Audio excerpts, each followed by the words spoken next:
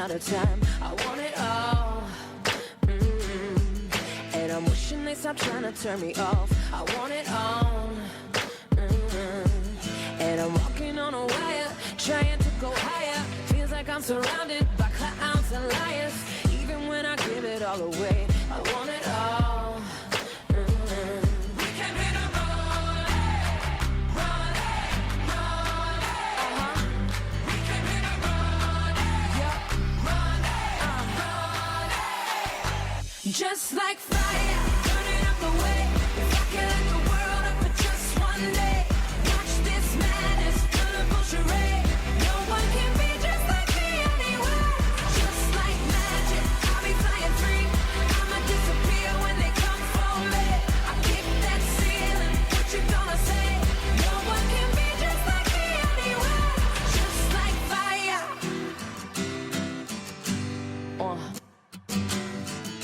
And people like to laugh at you 'cause they are all the same. See, I would rather we just go a different way than play the game. And no matter the weather, we can do it better. You and me together forever and ever. We don't have to worry about a thing, about a thing. No. We came here to run it, run it, run it. We came here to run it, run it, run it. Just like fire, burning up the way. If I could light the world up for just one day. Watch this madness, colorful charade. No one can be just like me anywhere. Just like magic, I'll be flying free. I'ma disappear when they come for me. I kick that ceiling, what you gonna say? No one can be just like me anywhere. Just like fire, fire, run it, run it. We can be the run it, run it. So look, I came here to run it, just 'cause nobody's done it. Y'all don't think I can run it, but look, I've been here, I've done it. Impossible, please, watch I do it with ease. You just gotta believe, come on with me.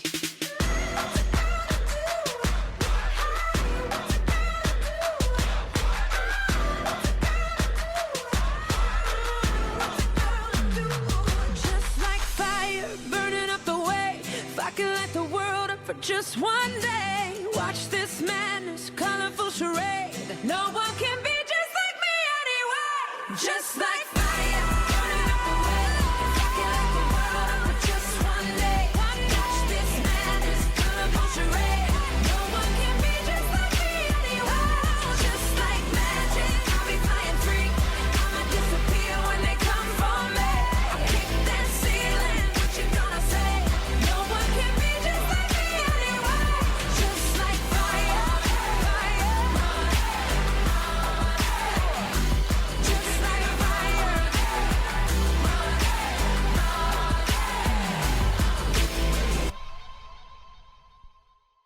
You've worked with Chris Chibnall before.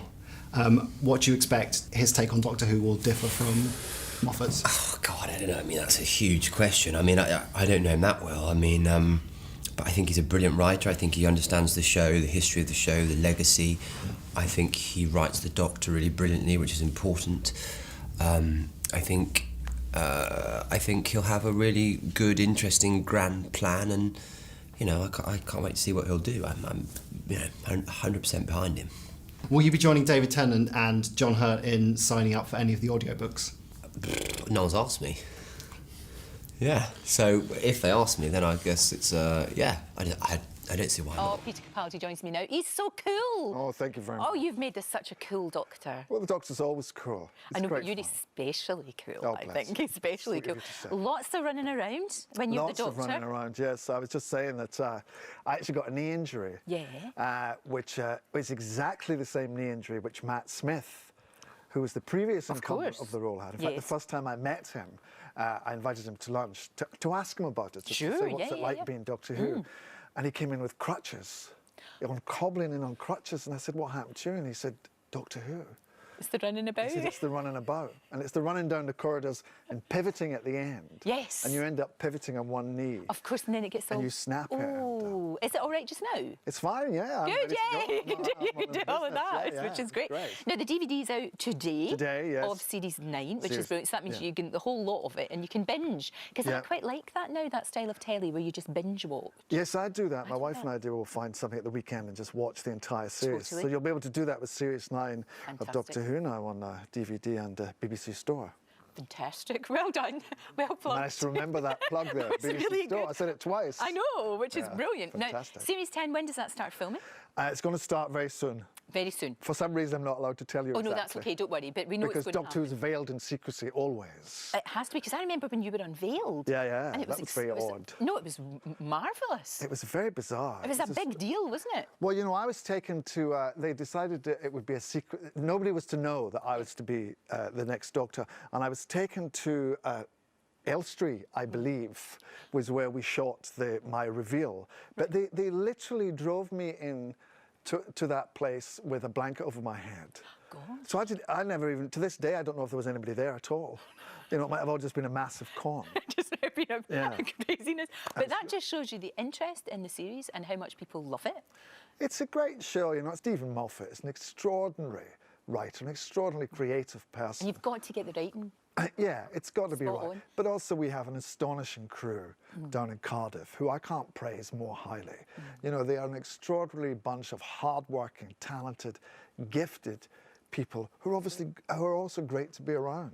Well, that's really important. When Yeah. when you're doing a lot of running about, you need people round about you as well that are going to be good. And the thing about it is, people clamour to get cameos on the show. Yeah. They absolutely clamour to. Yeah. That's when you know. Yes. Yeah, you've got something right here. Yeah. When folks just want to be on it, Yeah, which yeah. is really good. Yeah. Because Rebecca Front's been on it, and of course you've worked with her before. Rebecca, we did the thick of it. You called her an omnishambles. I called her an Well, omnishambles, which is a word that has been coined. I know. Which was created by the writer Tony Roach. I know. Who actually came up with that. And that must And- be extraordinary to come up with a word that suddenly, you know, only Shakespeare's done that. I know exactly, but now other politicians call each other omnishambles. Yeah, Which is yeah. great. And it's just that's- made up. I know, that was such a brilliant series, and you were Fabulous. so good in it. Thank you really were. Now look, I have to ask you, where do you keep your Oscar? Is it in the toilet? Is it a doorstep? No. Where I is keep it. I've got a wee office that sits on the mantelpiece. Dude, that's next to brilliant. my I other remember that. humble Now that was what, 1995? That was a long time ago, 1995, yeah. It was just for a little film that I didn't even know they gave Oscars for short films. That's what it was. Yes. And I was just interested in directing, and we managed to put together this little film. And then it was the BBC and the Arts Council, as was, who gave us the money, not much money. And then they phoned me and said, it's been, we've put it in for the Oscars. I didn't know they were doing that. And then they said, it's been nominated. And I thought, this is incredible. So we got to go to the Oscars, but of course we had no money. So we had to cobble together all the money to get to the Oscars. And then the worst thing was, it was extraordinary. We won this Oscar, and we thought all the doors are going to open for us now. Yes. But when we went home, you know, we flew economy. I say me, it's myself and my wife, my daughter and our friend Lindy. I thought when I went to the BA check-in desk at LAX to come back home, I just put the Oscar. And people will whisk you off, and first class and champagne all the way. Yeah, they said, sorry, the flight's full. They did not.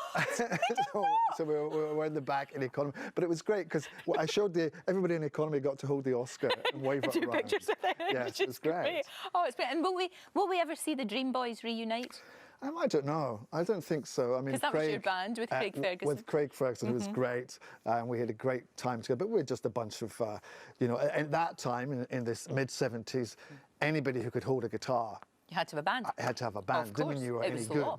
So we just had a laugh, and it was wonderful. And I love that whole kind of ethos of just having a go. Yeah. But we weren't really very musical. No, but it still could be quite good now. I think it could work. I think the Yeah. Dream Boys should make, It's the worst name ever for a band. well, especially a punk band. Yes, The because Dream Boys. Yes, I know, it's so terrible because it was, you know, we were trying to be very art schooly and kind of exotic and kind of Kafkaesque, but of course it just sounds like the Chippendales or something now, which we definitely I think there weren't. is a band called the Dream Boys. New companion, because that's not really something that you've had to experience yet.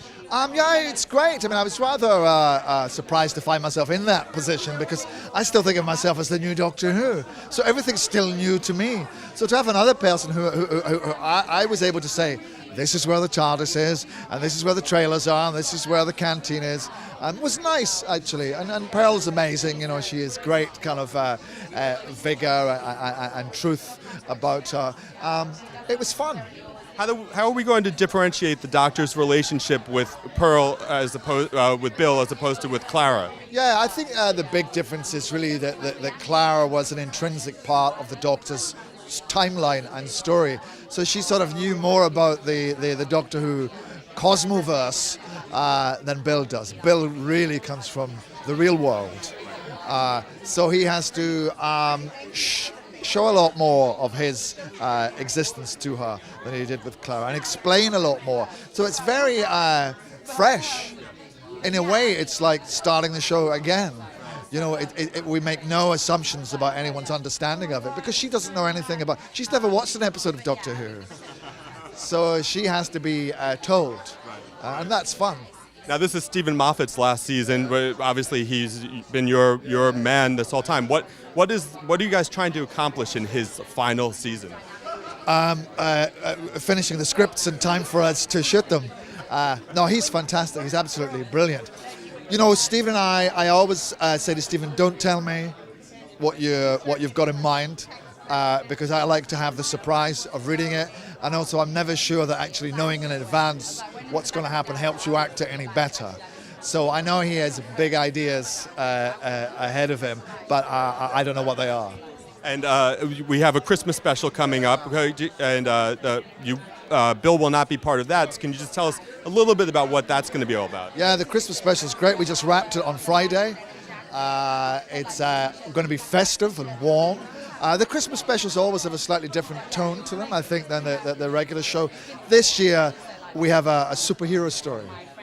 And I love it because I think the script's wonderful, and because I think it evokes a kind of a more innocent age of superheroes than the one we're in now, in which everyone seems to be quite hard-nosed and cynical. And I used to love those Christopher Reeve Superman movies, which managed to have their tongue in cheek and also be dramatic and exciting.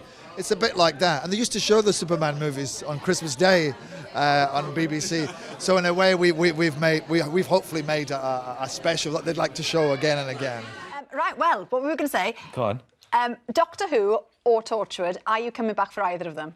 I'd love to. We've keep got 9 watching. seconds. Keep watching. I'd love to. I don't know. It's not up to me, but You keep do watching. know. No, I don't. Okay. No, I mean, I'm leaving because I think it's time to go, and I've been doing it for so long that I think it's time for someone else to have a go, and time for me to have a go at something else. So I mean, I had almost gone at the end of the previous year, to be honest, and looking at who was coming up next and what Chris was up to, I figured better if I did another year all round. But I mean, I'm sad. It's a whole year before I actually go. So it will be sad to go, but I'm actually quite excited to be doing something that's not Doctor Who. Well, you want to do that? Oh, I thought I might have a day off. That might be nice. I'm not absolutely sure. Ahead of me this year, I've got 14 Doctor Who's and 3 Sherlock films. So the last thing I'm doing is contemplating work beyond that. But the day's coming. The day's coming when I will have to. Well, the difference between, the reason that in the end you end up leaving Doctor Who, much as we all love it, we all end up leaving it, is it's all year round. It's a really tough gig, and you're working very hard for a lot of the time. Sherlock, on the other hand, we do it every so often, to everyone's great annoyance. We do it every so often. We make 3 films. That's sustainable. Long as Benedict and Martin want to show up, then me and Sue and Mark will absolutely do the same. It's a joyous show to work on, and it doesn't fill up your year, so that's good.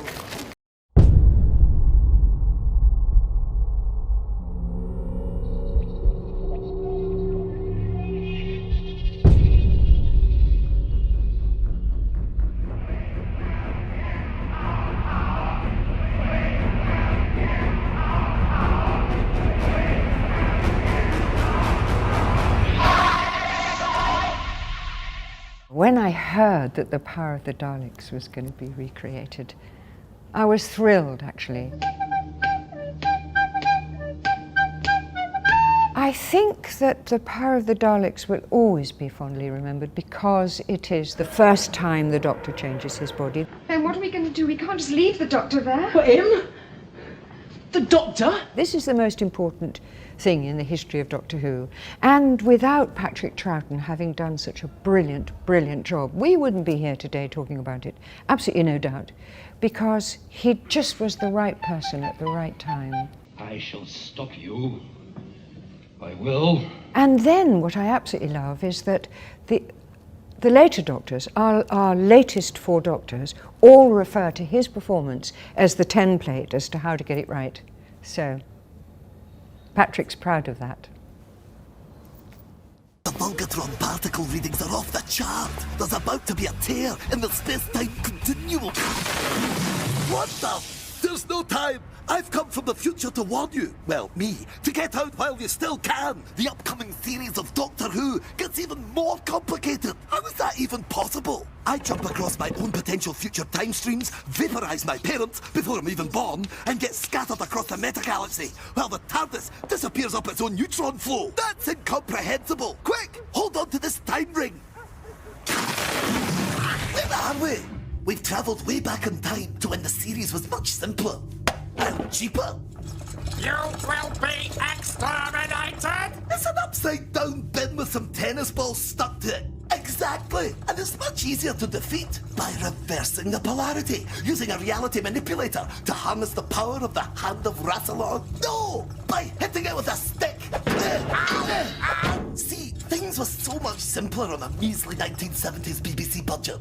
Hang on! BBC? 1970s? We're next door to the top of the pop studio. Let's get out of here. We can quantum time leap streams in the confusing past-future chronomatrix. That's so complicated. Exactly. It's perfect.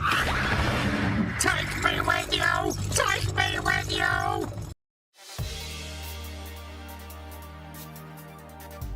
Writing class came kind of out of the blue, really. The producers approached me, asked if I would consider writing for Doctor Who. And I love Doctor Who. I think what a great show, what a great opportunity. But right at that moment, I thought I'd love to just do something really, really new. And they said, well, we've been thinking maybe we had this idea about Coal Hill. And as soon as they told me that, things just started lighting up. I thought being able to look at the Doctor Who universe from a different perspective. I mean, I would find that interesting as a viewer. And that's what I really wanted to do as the writer of this. So the Doctor's come to this world, and he's done these things in this world, and he's done things in this school. So what effect does that have on the people he leaves behind? How do they see it? And that's really interesting to me, just to get another point of view on this massive, massive universe in which there are so many stories to tell. Class is funny, and moving, and exciting, and scary, and sexy, and it's true, I hope, to what teenagers feel like their lives are, which it turns out, from all the success of young adult fiction, everyone likes to watch, everyone can relate to, and that's what I think class is. Class is for you. It is my great pleasure to introduce our class panelists. First of all, I'm super hyped to be here. Yes! Yes! I play Charlie. He's a bit of a weird one, a bit like me, a bit socially inept. Tanya is 3 years younger than the others, but she's got the brains. Ram is a student at Coal Hill. He's cool, caring. I play April. She's another student at Coal Hill. She's a good girl with the ability to be bad. So, yes. Did you feel a lot of pressure in writing this? Who universe is so huge. It has so many possibilities, literally infinite. It's all of time and space. And just to have a corner where you can take a look at it through the eyes of these 4, what a pleasure. What an opportunity. So yeah, absolute pressure, but you should always feel pressure to just try to do something true and good. I got in a lot of trouble because I just take selfies all the time. And we actually film in the same studio as Doctor Who, so in the props cupboard, like all the props are just there and I'll be taking pictures with them. to sneak into the Doctor Who props cupboard and stand next to a Dalek, there's nothing like it. For me, Charlie is just eyes wide open the whole time. He's learning a lot. April puts others first. The passion and the drive and the courage behind Ram. Tanya's brutally honest at points, and it's really cutting. When we started the job, we had no idea what was going to happen in 2 episodes at the last episode, so it's been secretive from us. When the last episode came out, it was like, everyone was like, have you read episode 8? Everyone was running around, like, have you read episode 8? Haven't got my copy yet, have you read episode 8? Like, because it's so good. One of the very first lines spoken in episode 1 is a character says, everybody knows students at the school disappear, they just don't talk about it. And it's kind of like, that's what it feels like to be a teenager. You know, but nobody will tell you the truth. Yeah. So let's leave it at that.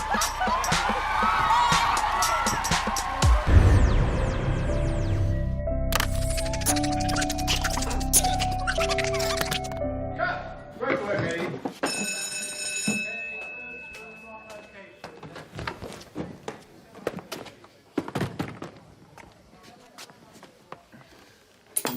Please get behind this year's Children in Need. Come on, what are you Oh, waiting I love for? Children in Whether it's Need. doing a bake sale, everybody get involved. Thank you. I need to speak to Pudsey. Call the BBC. Wait, so is there a runner about? Wanted me, Mr. Rebbe? Oh, whoa, no. So, sorry, I didn't mean to bother a Paralympian hero. I was looking for my phone. Ah, I'm on it.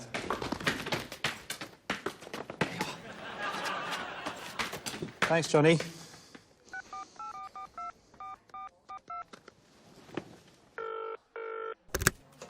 Hello, BBC Switchboard. Oh, hi there. It's Eddie Redmayne here. I'm just trying to get through to Pudsey Bear, please. Any idea how we use this thing? And look, when we went for the interview for this job after we lost our last one, you said that you knew how this all worked. I lied. Try this. Hello? Is Pudsey there? Pudsey? Pudsey? Pudsey? Ah, yes. Green fella, 5 tentacles, constantly screaming. No, that's not him. Semi-invisible. Beard. Squirts ink out of his belly button. No, he's a large... Let me guess. Gelatinous. Large hat. Loves custard. No. Yellow. Furry. Spotty eye patch. Yes. Yes, that's him. Have you seen him? Destroyed 3 galaxies with his megasonic death ray. Right. Then, no, that's not him. Well, I don't know who you're talking about. Thank you very much for your call. Have a good life. What a strange man. I'm back. Who are you? The doctor. Doctor. Doctor. The ghost. Who's the ghost? Masked vigilante, but he's super. This seems nice. We're here to open your minds. What are those brain things? That alien life forms. Hey! Don't do that. Aye. Duty calls. Doctor Who returns on BBC One.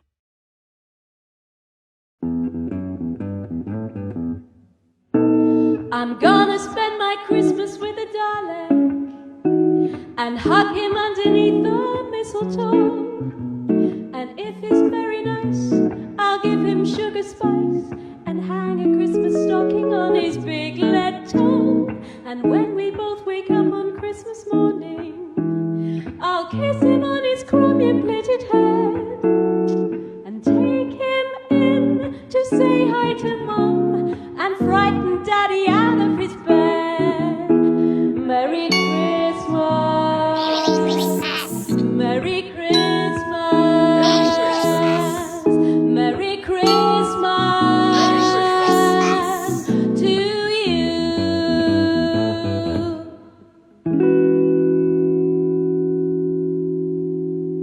And don't forget to donate to the JC's Advent Calendar. Merry Christmas! What he said. Let's talk about the new series that's coming out of Doctor Who. I suppose the big thing about it for me is that it'll be my last. So that's... It'll be your last? Yes. You bow out after this series? I will, yes. Oh, really? This will be the end for me. Wow, how do you feel about that? I feel sad. I love Doctor Who. It's a fantastic programme to work on, and it's been a huge pleasure to work with a family. Really, I mean, I can't praise the people I've worked with more highly. But I've always been somebody that did a lot of different things. I've never done one job for 3 years. This is the first time I've done this. And I feel it's sort of time for me to move on to different challenges. So you still have to film your regeneration? Oh, so the geek is coming up now. So have you filmed your regeneration? Who do you... No, I'm going to work tonight. How can I'm still there. I'm still Doctor Who for a long time. This is such a big deal, Peter. How do you feel about it? God, passing it on to somebody else. I feel sad. You know, it's sad, but rather wonderful. What a privilege to have done this. You know, it's an extraordinary position to be in. It's, but like everything, you have to be aware of when it's time to move on. And did you know? When did you know? Had you signed up for this for a certain amount of time, or when did you make the decision to leave? Well, they'd asked me to stay on. So you were going to leave before? No, my contract was running out, but then they asked me to stay, and I just thought, you know, I love this, but I don't know how long I can do it and give it my best. And if I'm not giving it my best, I don't want to do it. So, you know, it's I want to move on to other challenges, but there will never be anything that's been more special to me. When you hold me in the street and you kiss me on the dance floor, I wish that we could be like that. Why can't we be like that? 'Cause I'm yours, I'm yours. Oh, why can't you hold me in the street? Why can't I kiss you on the dance floor? I wish that it could be like that. Why can't it be like that? 'Cause I'm yours. Why can't I say that I'm yours? I wanna shout it from the rooftops. I wish that it could be like that. Why can't we be like that? 'Cause I'm yours.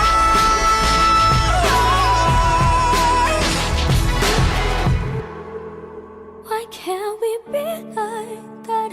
Wish we could be like that.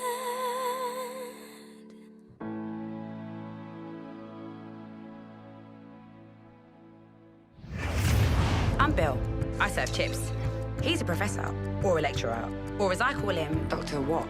And now we go everywhere. It's like a Spaceship. kitchen. Any space. Where are we? Which way, sir? What's the Dalek? Can I use the toilet? Any time. Get in! And now I see everything differently. Where are we? Basically in the middle of a war. And it's not as bad as it sounds. I'm the Doctor. I will save all your lives, and when I do, you will spend the rest of them wondering who I was. Are you out of your mind? Yes, completely, but that's not a recent thing.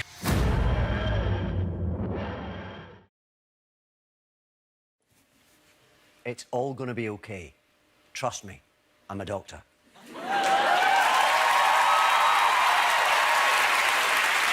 But it's up to us to make it okay.